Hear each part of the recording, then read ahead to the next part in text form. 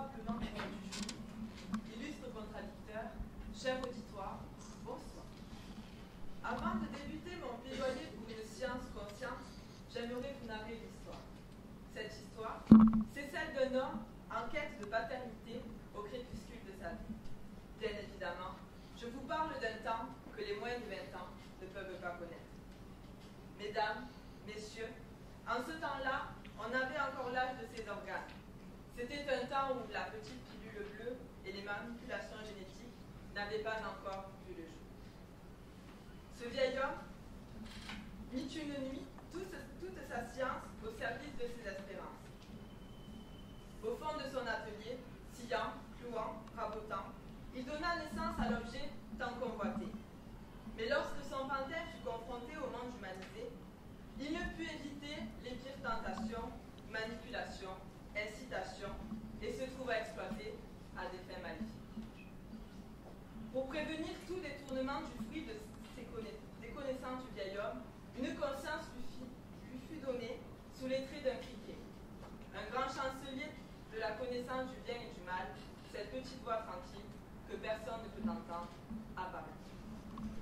Cette histoire, chère Julie, je vous demanderai de la garder dans un coin de votre mémoire et de vous la remémorer au moment de rendre votre verdict.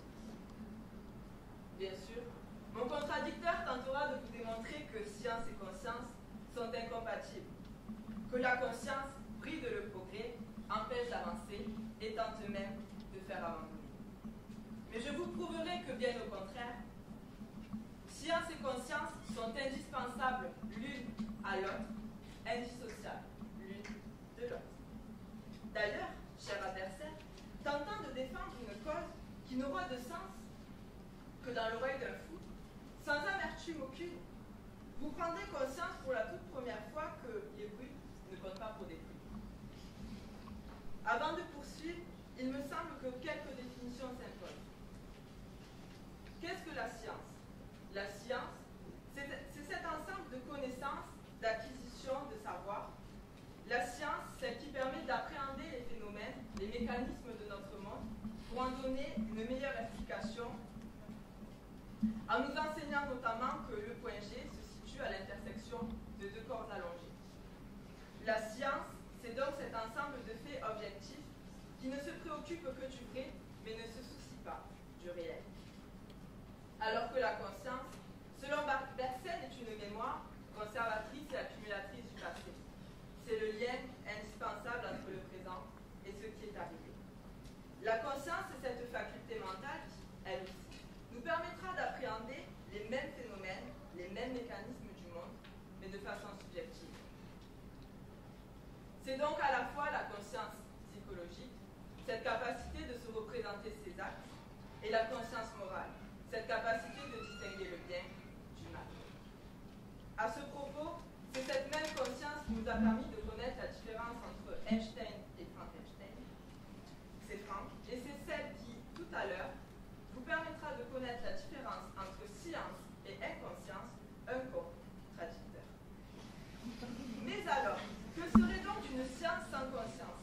Une science infuse, tombée du ciel sur le premier homme, qui finira avec le temps par diffuser ses arômes, telle une décoction à laquelle on aurait retiré son fil d'avant.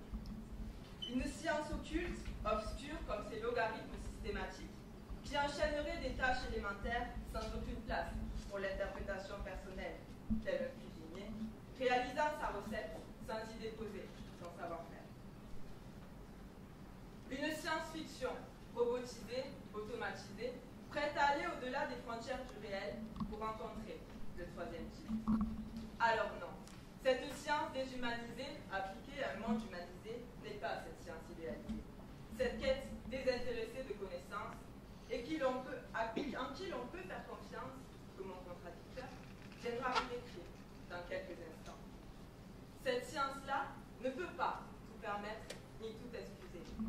Prenons l'exemple de mon cousin Maurice, des îles, un homme marié mais un homme à ananas, qui cultive les fruits du péché pour en récolter les fruits de la passion. Pensez-vous que les seuls atomes crochus lui permettront de résoudre l'équation du nombre entier de ses conquêtes et de justifier justifier auprès de son épouse ses coups de foudre et ses histoires en coups de vent. Avec un peu de conscience, il aurait dû penser. Une bombe atomique, ça peut péter à tout moment.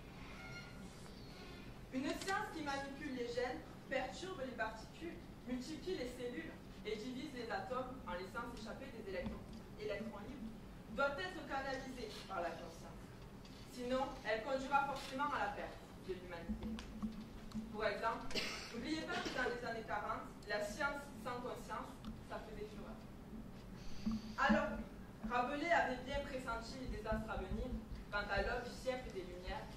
Ce siècle qui éclairera le monde, il nous prévenait que l'illumination de nos vies, sans réflexion, ne serait que destruction et que science sans conscience n'est que ruine de l'âme. Science sans conscience ne serait que ruine de l'âme. Science sans conscience, au final, des ruines et des larmes. Malgré ces avertissements, parce que la science balance la science, parce qu'au nom de la progression, elle construit des processus visant à l'élimination, une science sans conscience conduit à l'affaiblissement, à l'anéantissement et à la perte de l'humanité.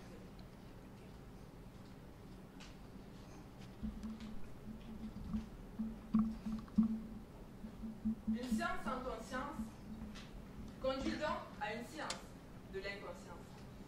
Alors, est-ce de cette science dont rêve mon contradicteur? Une science hypocrite et non pas la science d'Hippocrate. Une science sans foi ni loi bioéthique, mais une science sans charte ni éthique. Moi, je préfère une science à qui je pourrais léguer mon cœur pour abréger mes souffrances. Une science qui ne s'acharnera pas à prolonger mon agonie à des fins d'expérience. Désormais, chers jurys, détenteurs de la science juridique, experts et connaisseurs de la règle de droit, voici le conseil que vous donnerez de tout à l'heure. Lorsque vous craignez de faire fausse route, lorsque le mal l'emporte et que votre cœur est en déroute, lorsque le diable est là pour vous créer des embarras. Ainsi, pour ne pas avoir d'état d'âme,